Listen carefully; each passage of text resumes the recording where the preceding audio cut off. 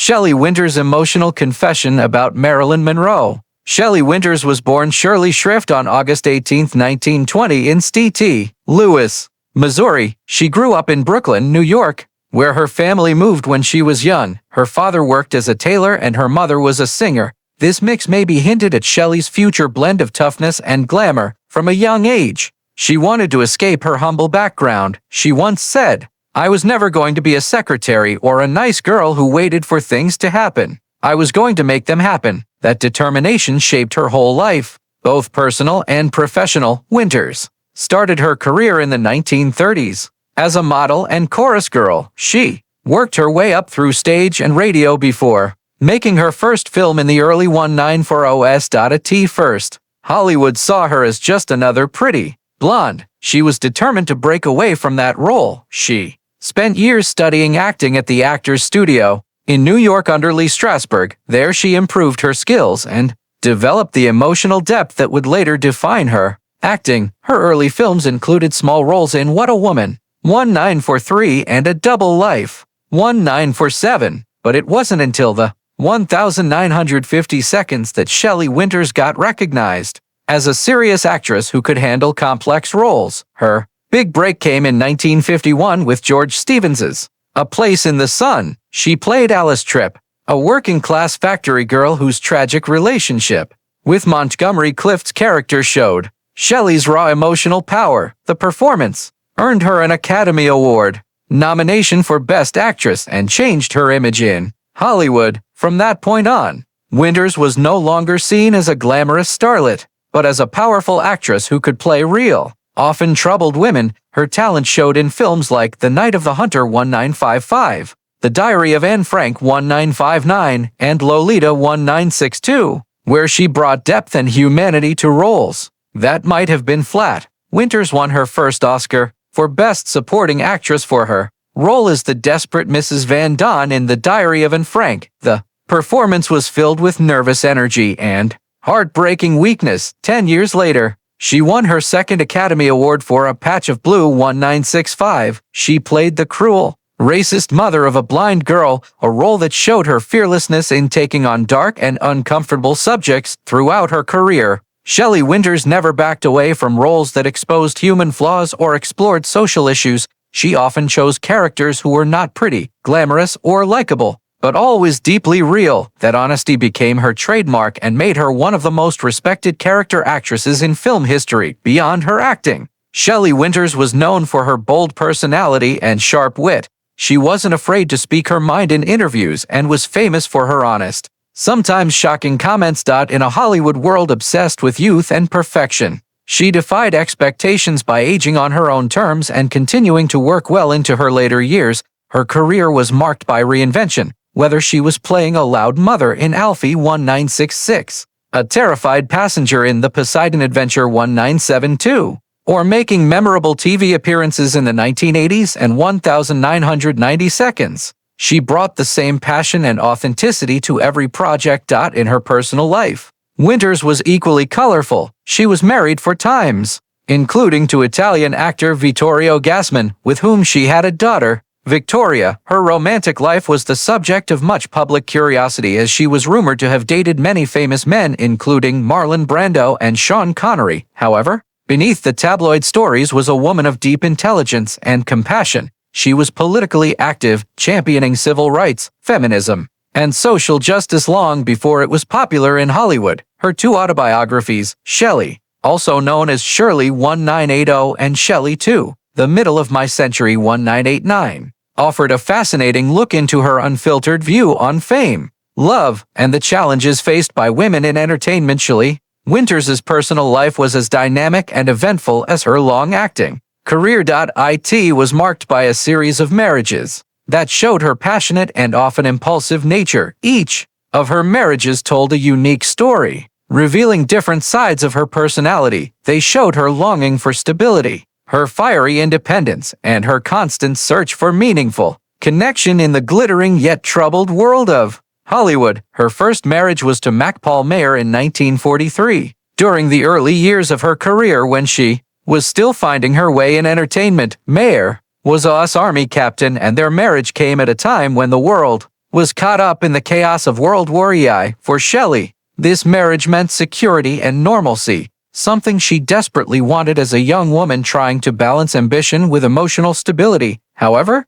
the pressures of wartime separation and her growing Hollywood dreams began to create distance between them. Shelley was rapidly rising in her career, going to auditions and throwing herself into the world of acting. While Mayer's military duties kept him away for long periods, the emotional strain proved too heavy, and by 1948, the marriage ended in divorce. Though their relationship didn't last, Shelley often spoke with respect for Mayer, saying that their marriage had been a learning experience that helped shape her understanding of love and commitment. In 1952, Shelley entered her second marriage, this time to the famous Italian actor Vittorio Gassman. Their relationship was a whirlwind romance that began when they worked together on stage and shared an instant, creative and emotional connection. Gassman was already a star in European cinema, known for his classical theater background and striking presence. Shelley was captivated by his artistic passion and intelligence. The two actors had one daughter together,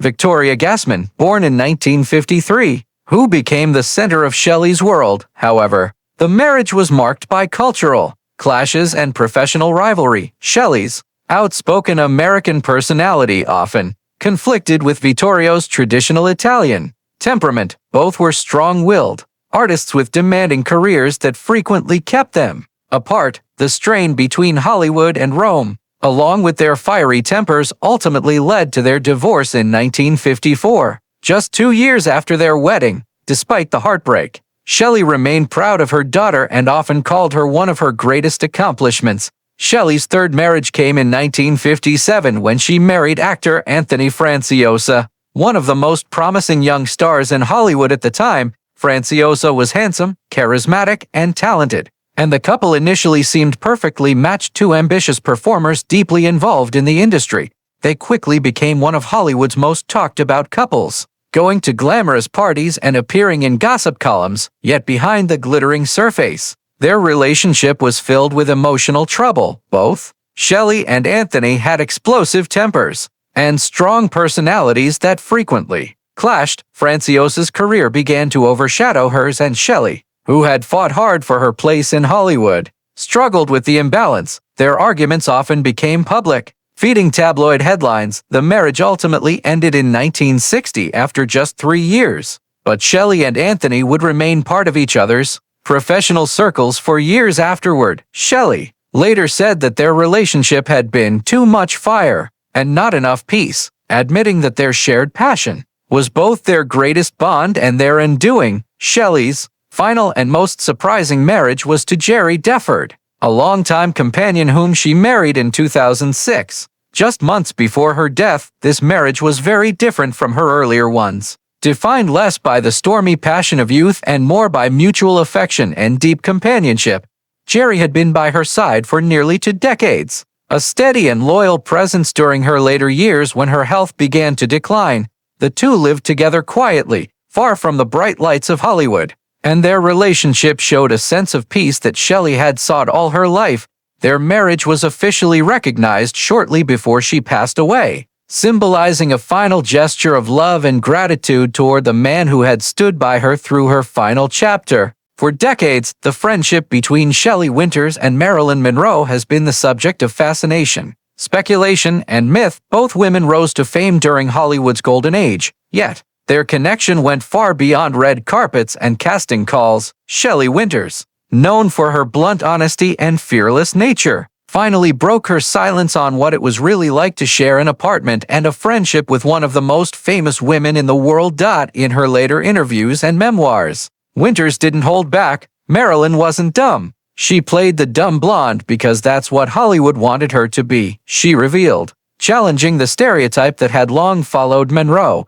Shelley explained that beneath the breathy voice and glittering image, Marilyn was one of the most intelligent and sensitive women I ever knew. When Winters and Monroe were roommates in the late 1940s, both were struggling actresses trying to find their place in an industry that often treated women as disposable. Shelley recalled that they shared a tiny, run-down apartment with little more than a hot plate and a shared dream. We didn't have much money, but we had ambition, she said. Marilyn would stay up late reading plays, studying lines, and talking about what it meant to really be an actress. Winters described Marilyn as deeply curious, always reading about psychology, art, and philosophy. People thought she only cared about lipstick and fame, Shelley said. But the truth is, she wanted to understand people. That's what made her such a powerful performer. Their friendship wasn't always easy. Both were headstrong, emotional, and passionate about their work. Shelley admitted that she and Marilyn sometimes clashed. "We were like sisters," she said.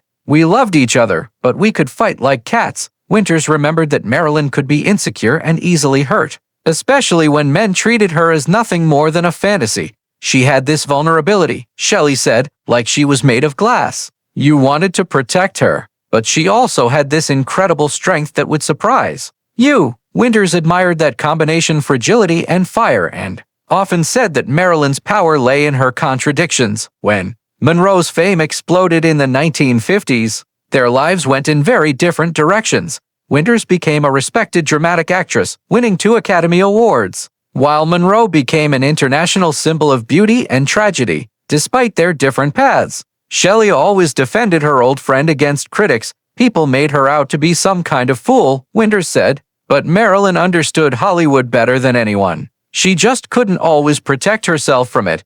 Shelley believed that Monroe's kindness was both her greatest gift and her biggest downfall. She trusted people too easily, she said sadly. In this business, that's dangerous. As years passed, Winters remained honest about the darker side of Monroe's story. She revealed that Marilyn had spoken often about loneliness and the pressure to maintain her image. She once told me, "Shelley, I don't want to be a joke. I want to be a great actress," and she meant it. That confession haunted Winters long after Monroe's untimely death in 1962. Shelley said that even as Marilyn's fame grew, she could see the sadness behind her smile. She was surrounded by people, but she was always alone, she reflected. Hollywood adored her, but it also destroyed her. When Shelley finally chose to talk openly about Monroe, it wasn't out of gossip or self-promotion. It was out of affection and truth. "I wanted people to know who she really was," she said. Not the blonde bombshell, not the myth, but the woman who stayed up all night practicing lines, who cried when people laughed at her, and who dreamed of being taken seriously.